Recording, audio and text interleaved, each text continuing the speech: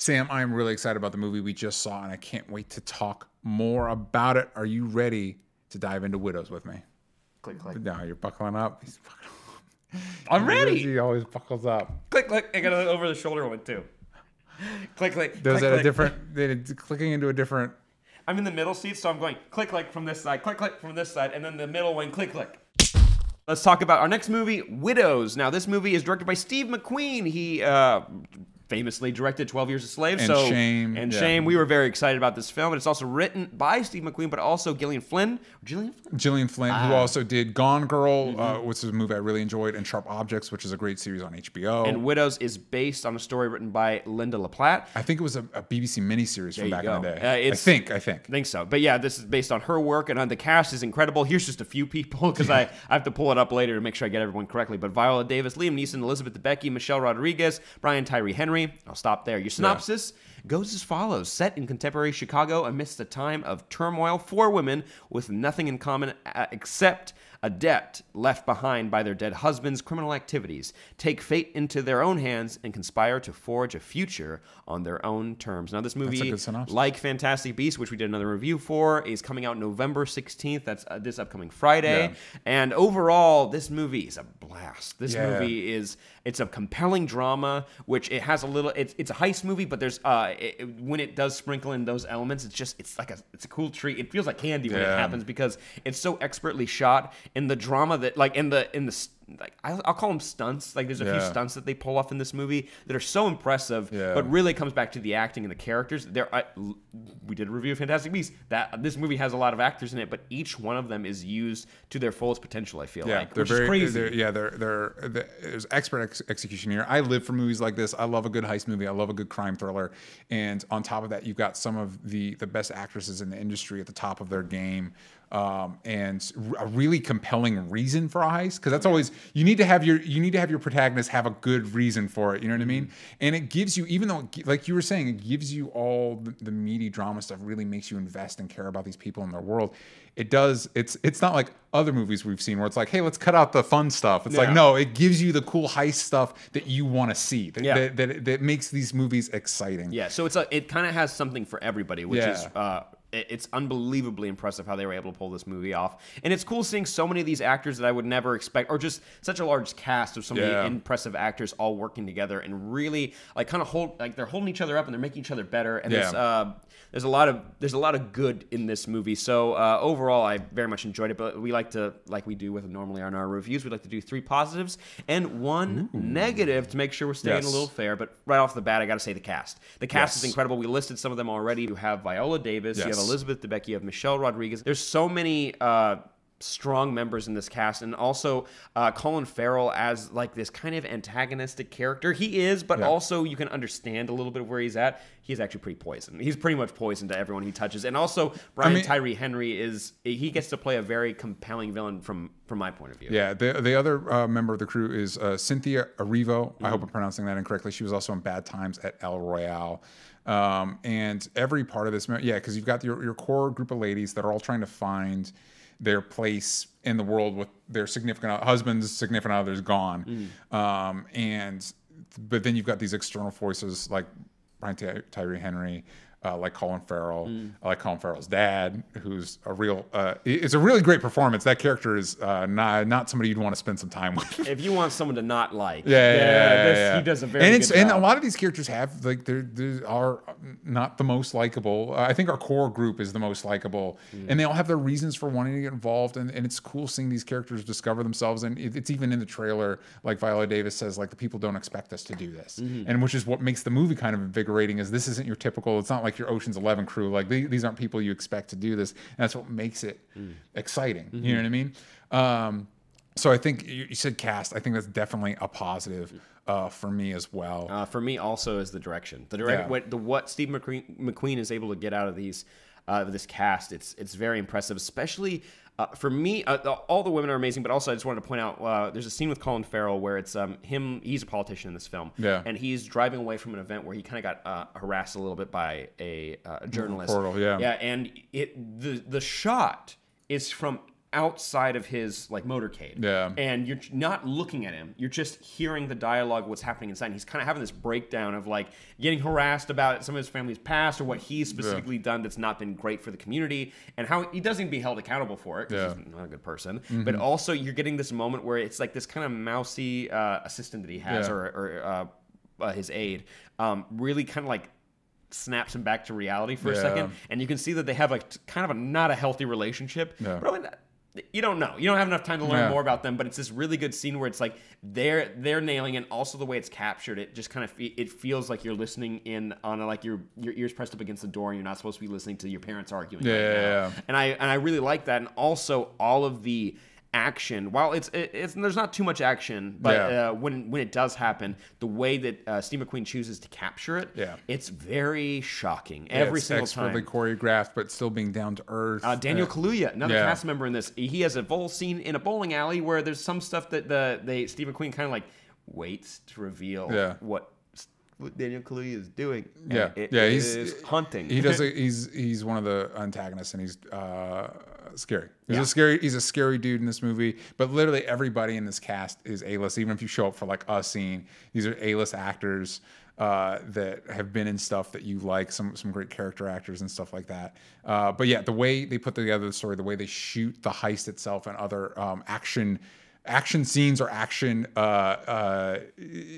tangential scenes is really exciting and engaging. For me, I'm all about this movie. It's one of my favorite movies of the year. I really enjoyed it. I can't wait to see it again. If I were to give it a negative, I think it would be something that might be challenging for other people, but I ended up appreciating as the movie went on.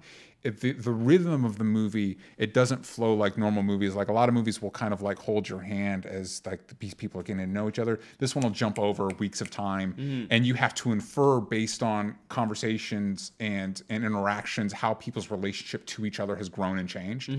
And so it kind of threw me back of like, wow, things are moving fast, and you realize things aren't moving fast. There's been like 3 weeks of time in between scenes, so it's like they're just skipping stuff that you don't really need, which is something that Fantastic Beasts could have used. So like I think that might be challenging for some viewers. Also, maybe if you're expecting like either a zippy quippy movie like an Ocean's movie or something more action oriented, this is not that. No, it's a character piece, and you're learning a lot about these people. And one of the best aspects of I would say my third positive is the story, because it really takes people who do not know each other, but because of circumstances they have to work together. These women, they lost their husbands or significant others. And you can see how each of these men and women interact, and it's very different. Even if it's a bad relationship, you still have structured your life around it. And so losing that, you have to. Elizabeth Becky's character, man, she's just her situation is not great. And also you kind of get that like Viola Davis is her significant other is Liam Neeson. And you get this sense of like, since she's the one who kind of is the ringleader bringing them together, and you're like, oh so no, good in it. She is. But there was a point after the movie I was like, man, it sucks that she's the one who like she's putting this all together because she's the one who like gets threatened specifically. And I'm like, oh man, she's not involved with the criminal stuff. And I'm like, maybe if you're in a relationship with someone who pulls off heists like this and is a violent person like Liam Neeson's character, or what we get from the little bit of scenes that he has. He's not. He's definitely not like, this isn't Taken. It's not a Liam Neeson show. But no, for what I get from it, I'm like, you might not be a bad person. Which by the way, I really, not to get, because this is spoiler free. And like we said, you don't get a lot of Liam Neeson, but there's some fun subversions to his normal screen persona that I found pretty refreshing. Yeah, no, same. No, I thought it was a good use, and it's also a good use because he's been playing like the same type of dude for a while now. It's a good reminder of like, oh, Liam Neeson's great. Like I think he's been playing the same dude. Like the few scenes he gets, it's a good reminder. Everybody in this movie is so great. It's fun to see Michelle Rodriguez not in a fast movie. You said that when we were leaving the movie. It's fun to see these actors stretch and do different things, and it's a good man. I really enjoyed. I really enjoyed this movie, and if you're looking for like maybe an antidote from the summer blockbuster type formula, something a little more serious, something a little more adult, I can't recommend this movie enough. I'd say my negative is there's for the most part there's one scene that seems to take me out of the movie because I try to understand, like I said, all these characters in the story are coming from different walks of life. They have different relationships, so they're dealing with the loss of these significant others differently. Yeah. But there's one scene in particular with Michelle Rodriguez that I'm kind of like, I can understand it, but it's not fully clicking for what I know about her. You weren't the only one. Yeah, some other people I talked to after were specifically confused about that scene as well. And it's not a bad scene. It's just I have questions, but I don't get. So like there's nothing. We don't explore that anymore. So I'm like, that's a bummer. I don't know if I needed more scene to explain it, or maybe just take it out. Like it's like so it's not perfect, but for the most part, that's a pretty small nitpick for a movie. And it really zips. There's a lot of really cool. While it does juggle a lot of elements, it handles them really well. Yes. So you're gonna have a great time seeing this movie. We like to rate these, and out of the amount of money that they owe, which when you hear it and you really have to think about it as a normal person, this is so much money. Yeah, it's so much, a ridiculous amount of money. $2 million. $2 million. They owe $2 million to Brian Tyree Henry's character. So, so we're gonna rate it out of 2 million, Sam. Easy rating. I actually, you know what? We have our Rotten Tomatoes scores. Let's throw that up. At the time I was pulling, I saw that it was 94% all, 96 top, and so that's awesome. I think I line up with that. I might give it closer to like an A- or like maybe a B+, like depending, because like that scene did kind of throw me and I was distracted for too long. 92%. There you go. That seems about right for me. I'd say if it was at a 2 million, easy number. I'd say like 1,700,000. Okay. Does that make sense? That makes sense. That makes sense. I don't know if the math adds up. I'm not that guy for that. But I said a letter grade, so you can't hold that against me. Yeah. So I'm thinking 1.85 million. I'm thinking an A- for me as well, because for me this is almost just basically a perfect movie. So maybe even A. So that's what 1,900,000. You looked at Austin like he was going to help. No, he's not going to help you out there.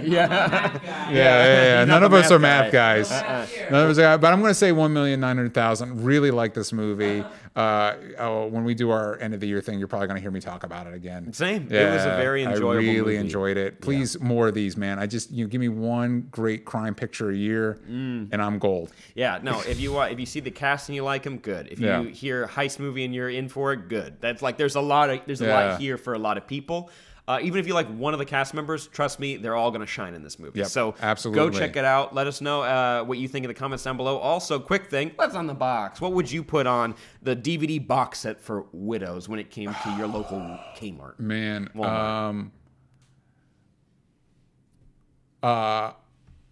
awesome heist movie, but instead of a bunch of dudes, it's a bunch of the best actresses in the industry. You get the bottom corner. It's going to be a long one. Yes, please, and thank you. There you go. Yes, please, and thank you. I'd say for me, what's on the box? I'd say